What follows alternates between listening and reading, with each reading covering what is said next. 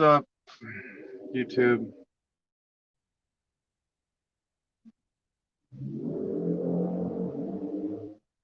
Lowering your car has got to be the most unpractical thing you could possibly do, or impractical. I don't know why unpractical isn't a word. It really should be. Unperfect, imperfect, unpractical, impractical, pass, unpass, impasse. Anyways, this is the kind of dumb shit I think about at 2 in the morning, 2:30. Day was all right. I could try to explain some stuff that annoyed me at work, but it's too hard to explain without talking about it. Let's just say I was waiting for some shit to get to me, but nobody was helping me out, so the shit didn't get to me till late at night. I guess that wasn't that hard to explain. Naturally, the type of work that I do means that I'm more prejudiced to trying to push my stuff versus other people, right? Like if you're the butcher and there's, I don't know, a pallet of frozen beef or beef on the truck, and the people unloading the truck unload everything else and unload the beef last, and they're like, well, it was refrigerated anyways, I don't know what the big deal is. And here you're the butcher thinking, well, I wish I could have been chopping up that meat. Y'all just gonna put these boxes in the fucking corner until shit's like sitting down, or until, you know, like somebody has a chance to put it on the shelf, versus if you give the butcher their meat first, then they can actually be cutting it up and processing it while people are stocking the shelf. So that's kind of what happened to me. I was the butcher today, and nobody seemed to give a shit about giving me meat so I could start chopping it up. They were doing all the other crap and said, well, I'm not a butcher, so what do I care about keeping the butcher busy? So LA Prepper, the butcher, was not chopping meat until very late in the evening, which is very unfortunate because I'm not quite as fresh and rosy at 2 a.m. or 1 a.m. as I am at 5 p.m. Which is kind of the bummer about the night shift, that, you know, at the end of your shift of the day, you should be relatively awake because it's the first part of your day, right? You know, wake up at 6, go to work at 8, finish at 5. You know, you've been up for what, like 12 less 3, 9 hours, you know, give or take. But when work is the last part of your day, the end of your shift, it's like an hour before you go to bed. That's why sometimes staying up later to wake up later almost helps, so that work becomes earlier in your day and not later in your day. Case in point, my yawning right now. Now, if you will excuse me briefly, YouTube, one of the drawbacks of being live is that you have to put up with me making stops. So hold that thought, I'll be right back.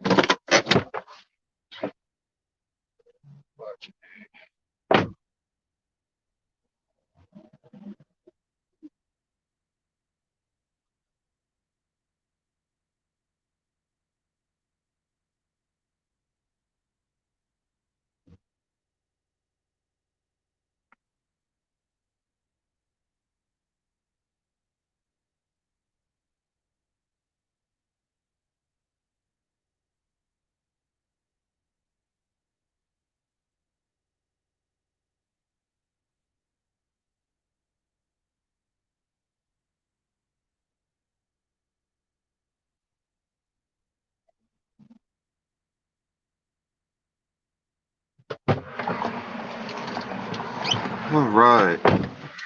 You know, the girl at the gas station has a cute butt. I guess that's all I had to say about that. You might think, well, why don't you ask her out? You never know, right? Yeah, she is kind of cute. She does have a cute butt. She got some facial piercing thing going on, and no, I mean, you know, who am I to judge? I'm just not really I've never really been a big fan of like the facial piercings. I'm not a big fan of piercings in general, but like the nose, eyebrow, the weird. I don't fucking know. I don't know. It's not my thing, but it's her thing, so that's cool. All right, now we're off to Del Taco, even though I have toast at home and maybe part of a fruit salad and oatmeal. But I'm tired and it's been a long day. It hasn't been a bad day, but it's been kind of a long day just because, like I said, I was the butcher waiting for the meat to get delivered and nobody wanted to help me. It's like they said, "Oh, well, you know how to work a pallet jack, right? Well, why don't you get your own goddamn meat and then you'll be busy?" It's like, yeah, but the butcher who's moving the meat can't be the butcher who's cutting the meat. And since people that move stuff around at the grocery store don't know how to cut meat, it's more efficient to have the butcher focusing on the highest skill thing that they can do, while other people focus on what they do. Specialization of labor. It's what Henry Ford taught us. Everyone does their own little tasks, everyone becomes an expert in it, and it all works out. It's a great plan. Ford made a lot of cars. Ironically, Ford is stopping making cars because nobody cares about their cars. Maybe because Ford didn't care about their cars. They care about their trucks, but I mean, who cares about a Ford Taurus, Ford Fusion, Ford Focus? I mean, stop naming cars with the letter F. Jesus. It's not like every Chevy car starts with a C. Cavalier, Caprice, Cadillac, Cutlass. Cutlass? Was Cutlass a car? Chevelle. Wow, I'm starting to see a pattern here. Dodge, Dakota, Durango. Man, do all the car companies do this shit? Seems kind of stupid. Yeah, I don't know about this naming car funny business. It seems a little unnecessary. Oh man, but yeah, work's the work thing. Uh, I didn't do crap on the house today. I was just kind of I had to do laundry, so I just kind of relaxed, read some coffee, looked at some stocks. Sadly, the working on the house would still be more profitable than the stock thing because the house opportunity cost of not having the garage rented is something like 30, 35 bucks a day, maybe even 40 bucks a day, where as I'm not making 40 bucks a day doing the stock thing, right? So just because you're making money at something doesn't mean it's the best use of your time, because there's always that opportunity cost of what else you could be doing. You know, it's like driving to find the cheapest gas. I go to a Chevron that is my favorite Chevron, and I go there because I like Chevron and also because it's cheap gas, but it is a little bit out of the way. So to be honest, the fact that it takes like an extra 10 minutes there and 10 minutes back, it probably takes an extra 20 minutes if I don't have anything else to do with that Chevron to go to that Chevron. Now, if I just worked an extra 20 minutes of overtime every week, I could probably go to a closer Chevron and break even. But I really like that Chevron, and I try to support them because they have good gas prices and because they have hand sanitizer and because the staff is friendly. And I just like to support that particular small business. And what the fuck is this truck doing parked here? What a piece of shit. Oh, they're broke down. Well, still a piece of shit. So you got to it's not always about just dollars coming in. It's about using your time efficiently. If you're going to a thrift store, like if you're going to 10 thrift stores to find a pair of jeans that are $10 instead of $30, but it takes you 2 hours to go to 10 thrift stores or several thrift stores, could you have just worked an extra 2 hours and then had more money to buy jeans and still had money left over? So it's like don't spend half a day saving $20. It's not a good use of half a day. You got to be efficient with your money and your time. Just something that it's taken me a number of years to kind of pick up on. I always trying to save every little last goddamn penny until I realized that I just need to make more money. I need to make more money. Of course, I need to spend and budget and all that stuff, but I just need to make more money. And once I realized that and I started pushing towards that direction, oh man, life got a little bit easier. All right, let's get some Del Taco. Join me. Join me for the fun. Are we sure what we want? Kind of. Good morning. Let's get one ranch chicken roller, one chipotle chicken roller, a 3-layer queso nachos, and that's all, sir.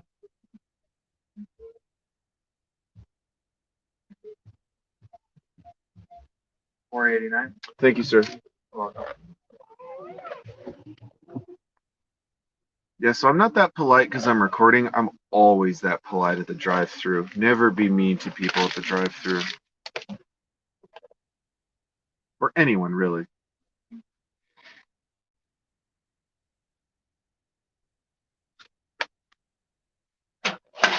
What's up, man?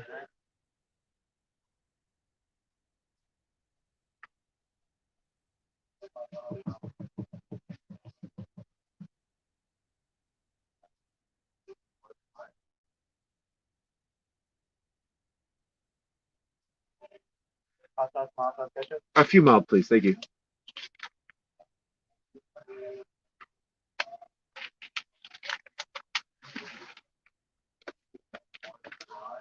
I hate this mask so much. My coworker asked me, sometimes he has like random conversations with me, which I'd rather not have, but after much thought about the matter, sometimes having stupid conversations with people just to maintain a relationship is easier than being like, hey, buddy, no offense, I don't like having stupid conversations with you. So, but yeah, he's like, so how much longer do you think? And he always asks these vague ass questions, like the question you could spend 20 minutes answering, and it kind of pisses me off. I just want to be like, I don't know, dude. Why are you asking me shit that like you know that I don't know? Ask me, how long do you think we ought to wear the mask? Another classic question. Like, I don't know, dude. Depends on the fucking government. Depends on, I told him I could tell him, but I'd have to put my tinfoil hat on. And I had to kind of explain to him like what I meant by that. Like, you want the conspiracy theory answer, or you want the like I'm a law-abiding citizen answer. What I should have said was, I don't care how long I have to wear the mask. If the government tells me to, then that's what I should do. That's what I should have said. He's a smart guy. He would have picked up that I was being sarcastic.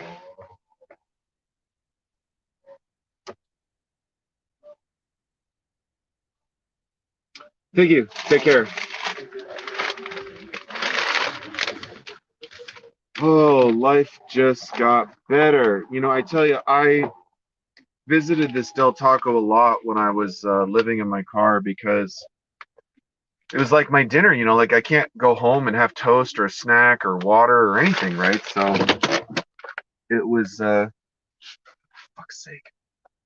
Life pro tip, cut that bullshit ear thing on the bottom on both sides and tie it around the back, and it goes around your head instead of around your ears. It's 100 times more comfortable and equally as completely fucking pointless. So just thought I'd share that with you.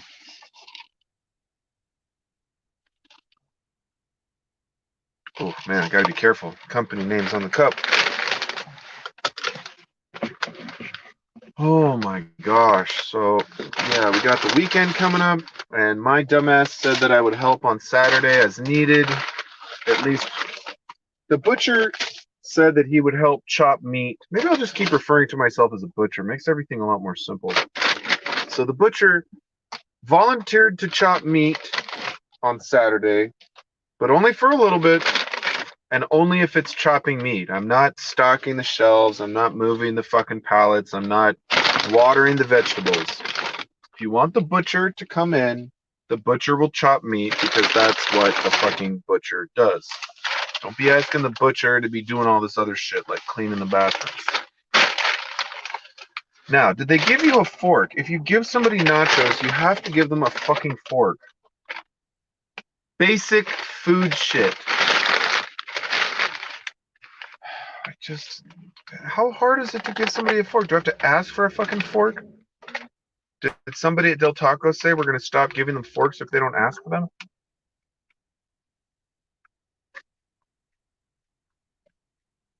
I hate that shit.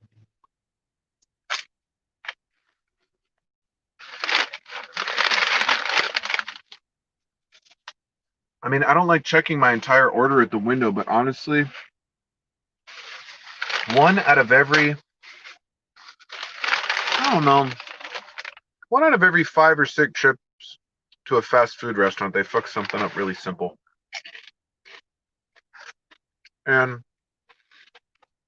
like, I get it if you kind of make an honest mistake, but I don't know. Probably not worth writing corporate about. But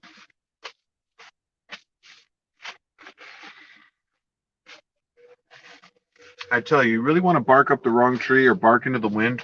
Try calling 7-Eleven corporate and tell them you don't appreciate homeless people in front of their stores. Man, that's a waste of fucking time. I still do, because that shit drives me crazy.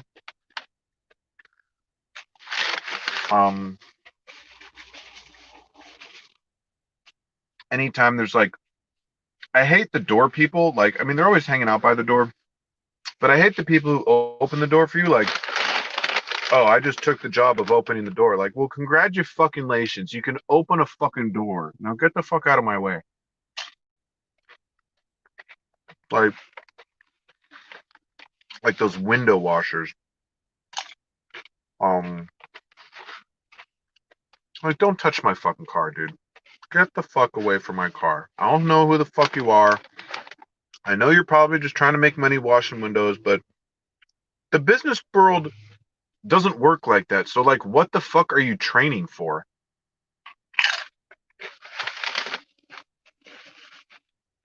I mean,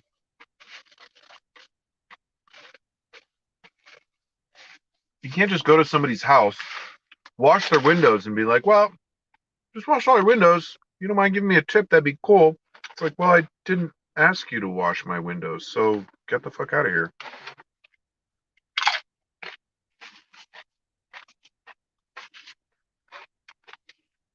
I don't know. It's just so much. It's every day at every intersection, at every fucking liquor store. It just drives me crazy.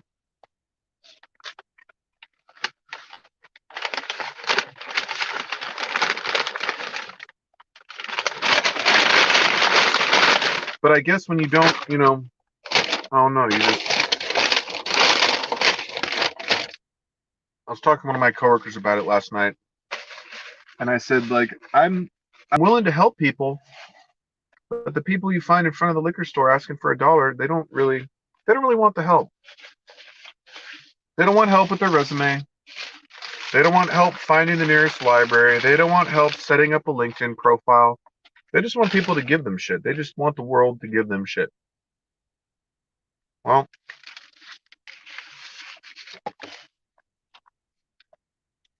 I'll give you shit, but it's not the kind of shit you want.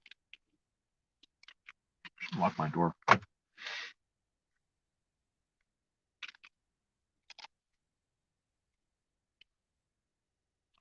It's such a crazy thing that there's such a dichotomy of, people making, $50,000, $100,000, $200,000 a year, living adjacent to people making nothing, like living in squalor. It's very strange to me. I've never really understood how an entire society can just consider it okay. I mean, we passed Proposition H, which was supposed to be like $1 billion towards homelessness, and man, I'll give you a reference. Um, Check out, God, what's that channel? It's like California Insider. It's related to the Epoch Times, or Epoch, EPOCH. I don't know if it's Epoch or Epoch, but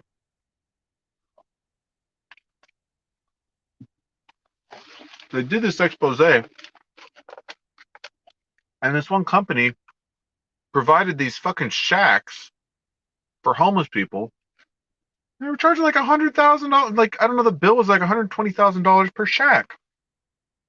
And it's like, even if you add the sewer, the electricity, a fucking toilet, the article or the video, they were saying like, you can buy a shed that's like twice as big for $3,500 at like Lowe's or whatever, you know? So how the fuck are you gonna charge $120,000?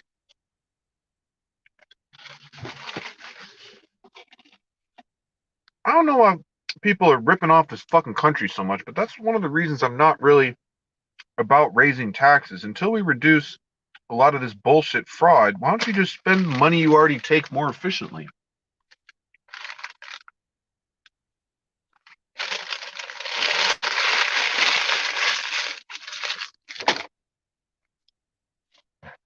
You know? You don't need to pay a consultant $500,000 to do a report on how to house homeless people. Find a parking lot that nobody's fucking using. Eminent domain that shit temporarily. Put up some tents. Bing, bang, boom. That's shelter. Not every homeless person wants, needs, or expects to live in the Ritz-Carlton. But somewhere that they could sleep and not have to worry about someone opening up their tent and stabbing them, raping them, assaulting them, stealing from them. You know, that's that mental comfort means something. And if you don't have that, I think it tends to degrade on you psychologically. Or grate on you, not grade on you.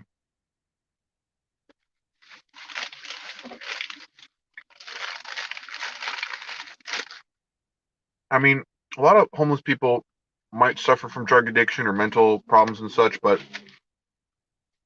I think once you're on the street, I think if you took a sane person, and a few people have done this, and I think it's kind of disrespectful.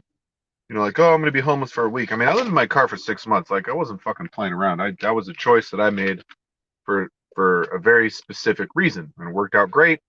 I would not want to do it forever, and I didn't really enjoy it while I was doing it. Well, an average person of average mental health and mental fortitude, after spending a year on the streets, let's say presuming they're struggling. Like, I don't mean living in a van and you're working and you have income and like you kind of have your shit sorted, but like really being on the streets for a year, looking like you're on the streets, smelling like you're on the streets, and most importantly, being treated like you're on the street, I think that would have an extremely significant effect on someone's mental health. So,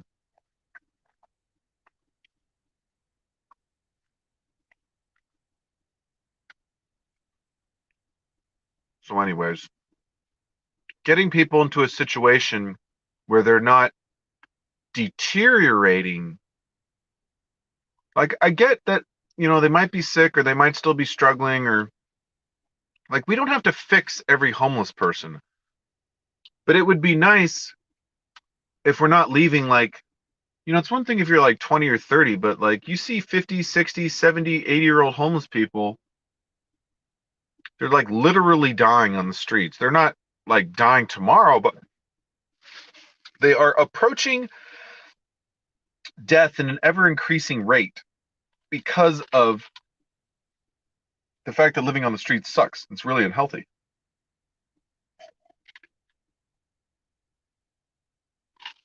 And maybe if we spent more money on Americans, and stopped spending money giving it to other countries, on criminals who just sneak over the border, maybe we could take better care of Americans. But that's not what the left wants. The left wants you to either be broke and dependent on the government, or they want to take all your money. while they claim that they're raising taxes on the rich, quote unquote.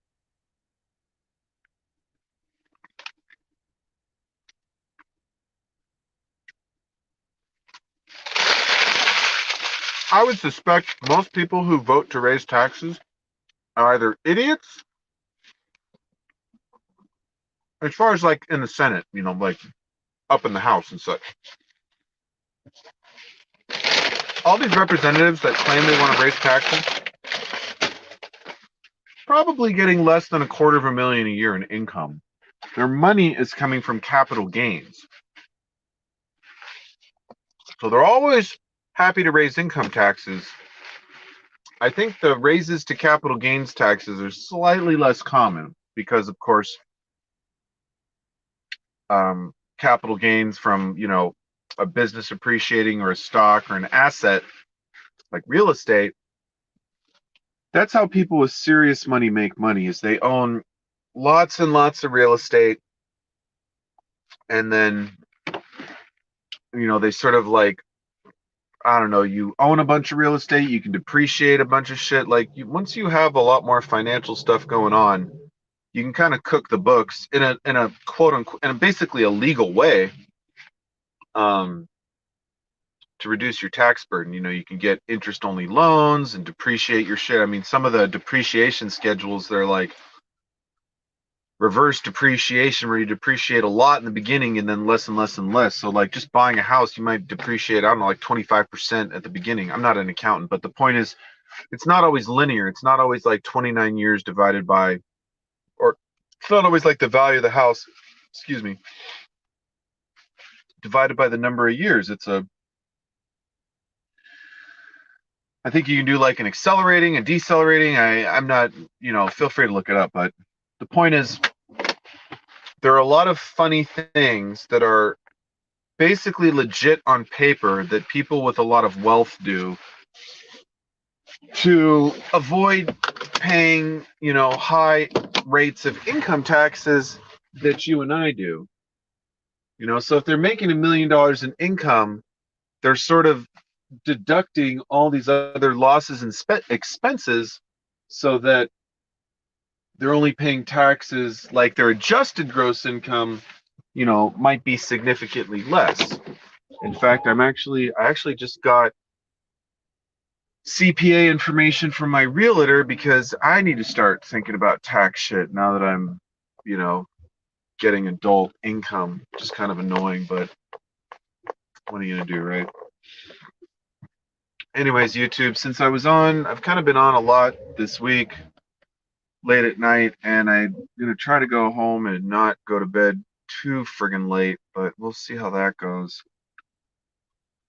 From the backyard selling fries to building a franchise, Mr. Fries Man. Okay. And here we got a creepy ass dude at the fucking gas station just waiting for some motherfucker to pull up. Yo, what's up, man? Help me out with $1. Hungry, trying to get some whatever. As soon as I see that shit, just puts me in a bad mood at a gas station. Cops don't care, managers don't care, employees. The first thing an employee will say to you, if you tell them there's a homeless person outside, well, there are a couple of things. One thing is like, huh? What? Where?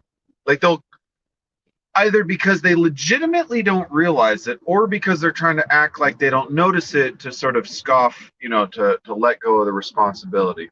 Now, either way, if the person, the panderer, whether or not they're homeless is kind of besides the point, but if the person pandering has been there for, more than 10 minutes, basically negligence on behalf of the employees running the place.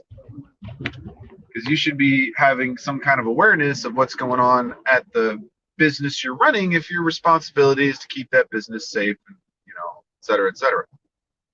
And then the second response you'll get is, well, we tried calling police, but, they come or they don't come, or they chase them away and they come right back. And it's like, who's in charge of this establishment? Who's in charge of your property? Are you telling me that you're letting this fucking loser hang out in front of your store because you're incapable of getting them to fuck off? You're saying like legitimate business person / employee 0, home, panderer 1? Is that what you're telling me? You're telling me that this guy has outsmarted you, out stubborned you, out strategized you? No, you just gave up because you're an idiot. That's what happens. I'm a little rat. People give up and then they try to act like that's okay. Well, I tried calling the cops. Call them again. File a complaint with the police. Call the mayor. Call corporate. Hire a security guard. Ask the person to leave. Press charges. It can't possibly be that goddamn hard to keep panders out of your shit. So that's what sort of frustrates me about it. It's not the fact that they're pandering. It's the fact that they've become so emboldened and brazen that it's like they're untouchable. At least that's the sense that I get. And it'd be nice to go to a goddamn business like a fast food place or a liquor store or a gas station without having to wonder how many fucking people are going to come up to you.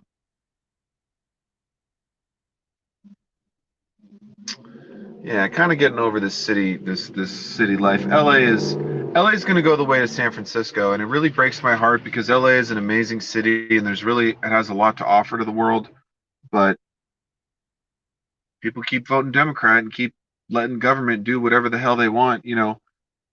Getting voted into office doesn't mean like you have free reign. That's just the start. You have to uphold your responsibility to represent the will of the people. You don't just get voted in and fuck off, at least in theory. But it's like that's what's happening. As soon as they get voted in, they don't give a shit about anything. Give a shit about homeless, shit about taxes, don't give a shit about their promises. Not to say all politicians are worthless pieces of scum, but man, if you look around the city, you would think that they're not doing jack shit. You would think. Anyways, YouTube, we get a little Rantifa on this bad boy, so I'm going to jump on the freeway, head home, beer 30, wake up and do it all over again tomorrow. So until next time, like, comment, subscribe. Keep all your shit running better than I do. And as always, keep prepping. We'll see you next time, YouTube. Thanks for stopping by.